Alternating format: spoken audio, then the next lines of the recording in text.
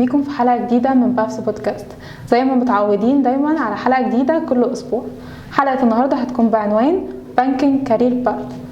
أول ما بنسمع كلمة بنوك بيجي في بالنا الرفاهية سواء العلمية أو المادية، عشان كده المجال المصرفي هو حلم كل طالب أو خريج في مصر.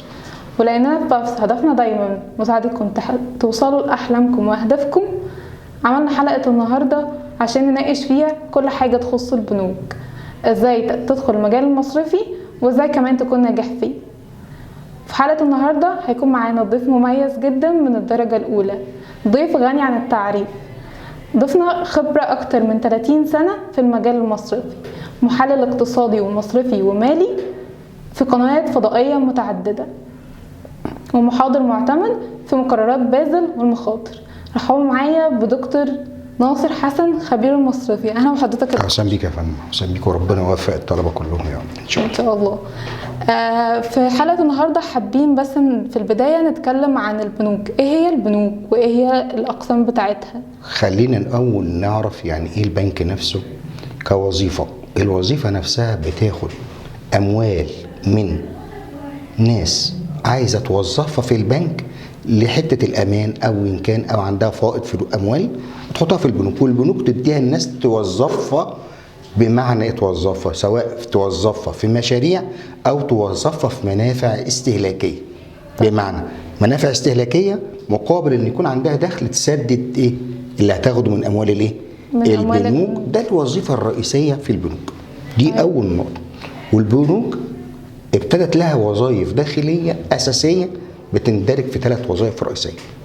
اول وظيفه هي بيزنس، اللي هي الاعمال، اللي هو اي وظيفه تحقق ايراد للبنك، سواء كانت فروع او دايركت سيلز او جي تي بي، ايا كان، او دايركت سيلز زي ما قلت كده، ايا كان بيحقق ده ايه ايراد للبنك. الوظيفه الثانيه الكنترول.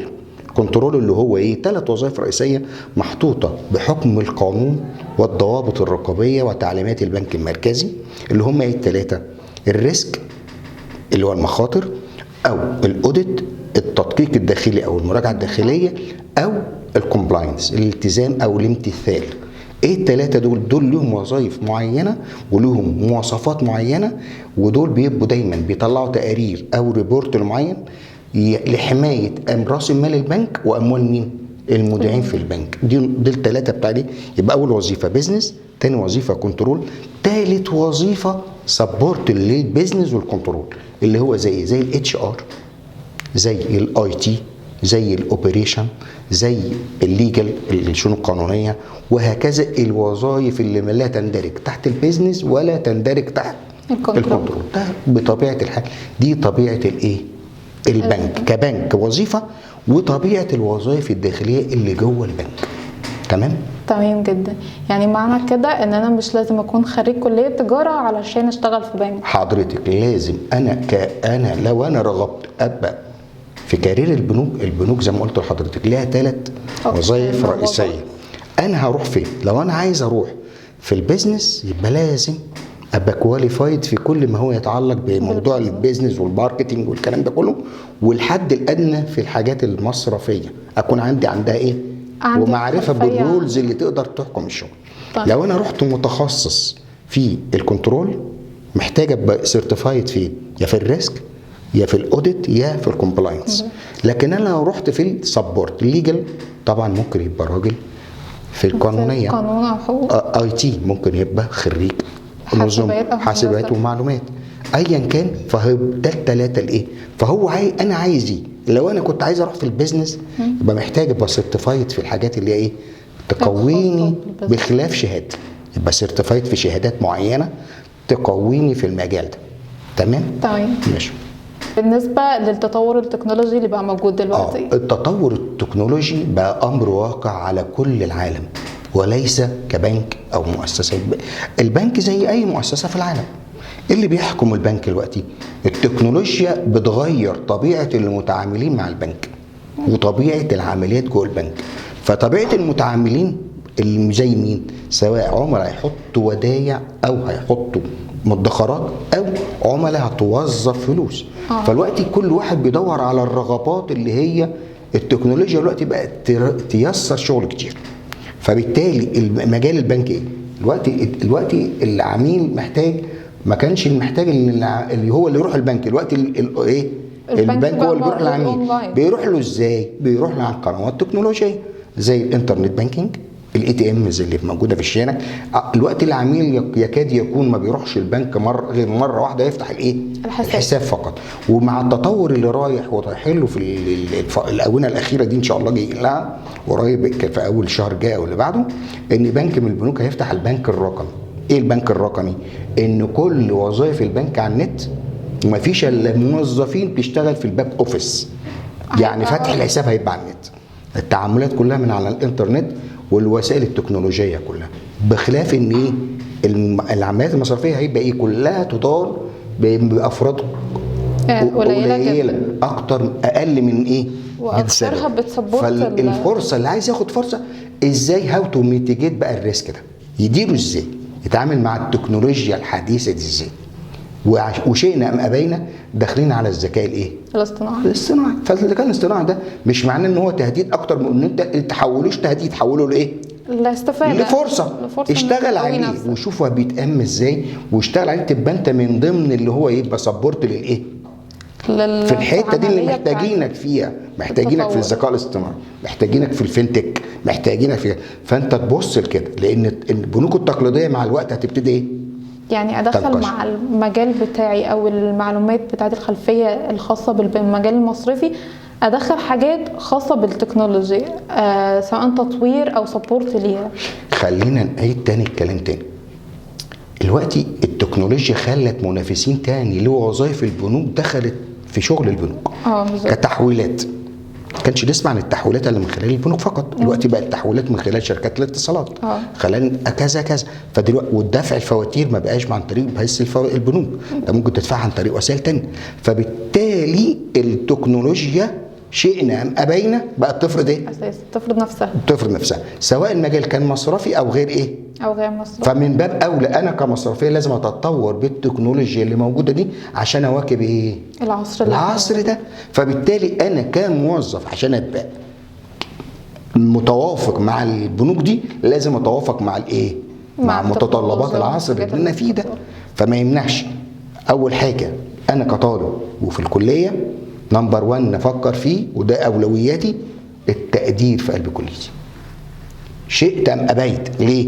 لان من باب اولى انت لو شاطر في كليتك اعتقد هتبقى شاطر في حاجات تانية. يعني ما اسمعش كلام الناس اللي بتقول التقدير مش مهم. لا بلاش النقطه السلبيه دي نقطه سلبيه مش ايجابيه. ليه؟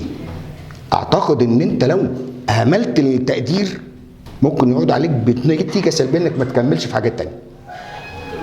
ان انا نمبر 1 اشتغل عليه، دخلت كليه خلاص، شئت ام ابيت دخلت برغبتي مش برغبتي اتكتبت ايه عليا، لا شطارتي ان انا اتفوق على مين؟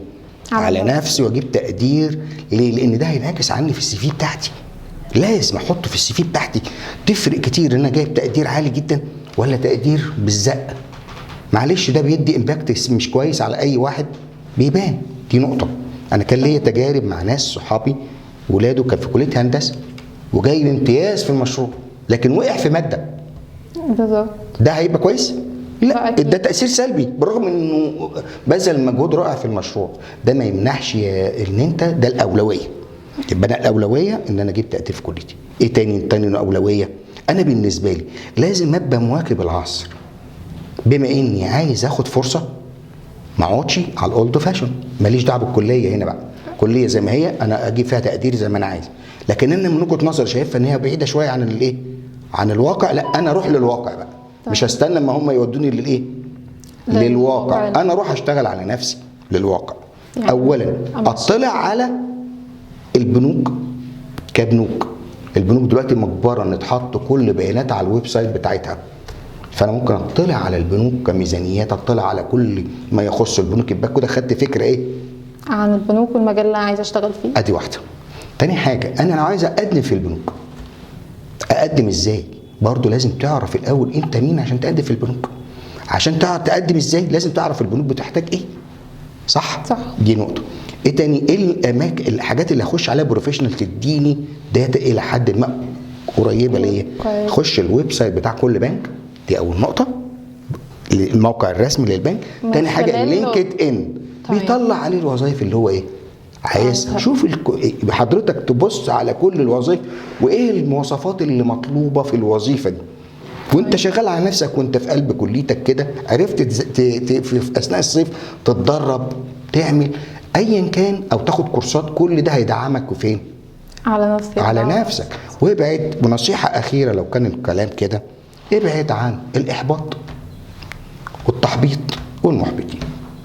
ليه؟ لان لو دخلت في الاحباط دايما هيجي على حساب نفسك، يعني مش هتعمل اد فاليو لنفسك. يعني اركز على التقدير بتاعي وفي نفس الوقت ابقى بركز كمان على الكورسات، امشيهم الاثنين بالتوازي. تمام. ادي نقطه مهمه جدا.